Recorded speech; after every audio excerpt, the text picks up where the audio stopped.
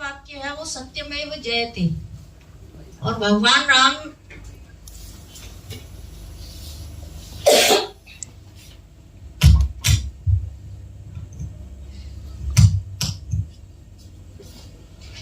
और जब हम इस दुनिया से जाते हैं तो राम नाम सत्य है, यानी भारत ने सत्य जो है वो विश्व को दिया है। अभी परसों जब मैं बैठी बैठी अपना आलेख लिख रही थी और पढ़ने का प्रयास कर रही थी तो दो चीजें बड़ी आश्चर्यजनक आई। उससे पहले एक छोटी सी घटना सुनाऊंगी कि मेरे पास एक फोन आया कि 22 तारीख को जो है वो भगवान श्री राम का अयोध्या में जो विशाल मंदिर बनने वाला है, राष्ट्र मंदिर, उसके संदर्भ में कुछ आलेख चाहिए। तो मेरे से ऐसा निवेदन किया कि आप मर्यादा पुरुषोत्तम राम जी पर ही लिखिए।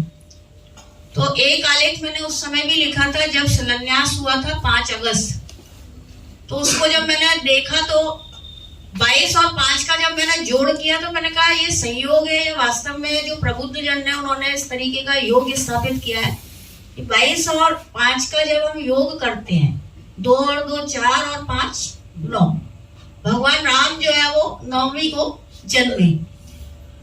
करते करते 9 का पहाड़ा जो सामने आया तो 9 का जब हम पहाड़ा पढ़ते हैं तो उसका पूरा योग करते हैं हम, 9 एकम 9 और 10 तक आते हैं तो हमको कहीं पर भी कोई दूसरी संख्या मिलती नहीं है 9 के अलावा। तो भगवान राम जो है वो उनका जीवन शुरू से लेकर आखिरी तक स्थिर एक सिद्धांत पर कायम रहने वाला कि मुझे मर्यादा निभानी है, मर्यादा के लिए जीवन देना है। और वो मर्यादा कोई सी भी हो सकती है, वो एक पति के रूप में हो सकती है, वो एक पुत्र के रूप में हो सकती है, और वो एक हम कह सकते हैं कि लोकतंत्र की स्थापना करने वाले एक शासक के रूप में हो सकती है। तो मैंने कहा जब मर्यादा पुरुषोत्तम राम 9वीं पर आए और उस आने में इस तरीके का प्रयोजन है तो मैंने कहा निश्चित है कि कृष्ण के आने में भी कोई प्रयोजन जरूर होगा। तो अष्टमी को ध्यान में लिया मैंने और 8 के अंक का जब 8 का पहाड़ा देखा तो उसमें एक आश्चर्यजनक बात आई कि जब हम 8 के पहाड़े से 8 से लेकर और 10 तक आते हैं तो 5 तक जो स्टेप रहती है उसमें हम नीचे की तरफ आते हैं और फिर 5 से जो स्टेप आगे तक जाती है तो उसमें हम थोड़ा सा वृद्धि की ओर जाते हैं। और 8 और 9 को जब मैंने जोड़ा तो दोनों का जोड़ 8 आया। तो कृष्ण यानी जिसमें मर्यादा पुरुषोत्तम भी समाहित है, कुल मिलाकर भारत का जो सत्य है वो एक ऐसा सत्य है जो कृष्ण में समाहित है। और कृष्ण जो है वो कृष्ण विवद यानी ब्लैक होल का जो सिद्धांत है कि जिसमें अंत में सब कुछ समा जाना है, जिसके बाहर कुछ नहीं है, जिसके भीतर कुछ नहीं है, जहां हम कुछ भी गणना करने की स्थिति में नहीं है। तो हम जब ज्योतिष की बात करते हैं, हम शून्य की बात करते हैं, सबकी बात करते हैं, तो कुल मिलाकर जो आता है सत्य हमारे सामने वो आता है कृष्ण। तो भारत ने विश्व को जो है वो कृष्ण जैसा महापुरुष दिया। अभी गीता की बात करी भैया ने, जो है वो पहले और आखिरी श्लोक की बात करी। मैं विभूति योग अध्याय की बात करूंगी क्योंकि हमारी युवा पीढ़ी बैठी है और हम इस बात से बड़े परेशान हैं कि हमारी युवा पीढ़ी हमारी संस्कृति को नहीं अपना पा रही।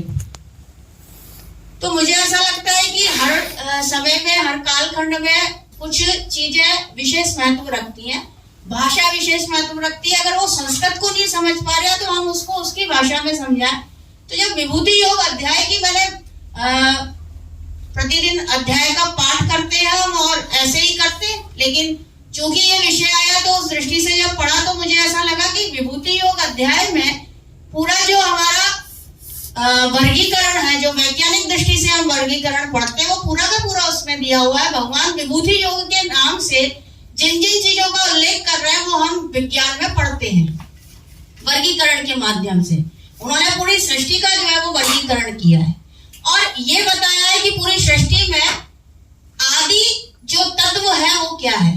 चाहे वो सर्प योनि की बात करें, चाहे वो बड़ी अच्छी बात करी है उन्होंने कि मैं सर्पों में वासुकी हूँ और नागों में शेष नाग हूँ। तो ये तो विज्ञान भी कह रहे हैं कि सर्प और नाग अलग अलग हैं। उन्होंने बताया कि मैं वृक्षों में जो है वो अस्वस्थ वृक्ष हूँ, यानी पीपल का वृक्ष जो है वो मैं हूँ। यानी अगर हम पूरी वनस्पति प्रजाति का अध्ययन करें तो उसकी आदि पुरुष कह लीजिए या आदि वृक्ष कह लीजिए वो कौन है, पीपल है। और ऑक्सीजन देने वाला है ये हम जानते हैं। यानी हमने जो है वो विश्व को वो सारे सिद्धांत दिए हैं जिस पर मानवीय जीवन अवलंबित है। बहुत लंबा इसलिए नहीं बोलूंगी क्योंकि अपनी संपादकीय में भी मैंने बहुत सारी चीजें दी हैं और आलेख में भी दी हैं।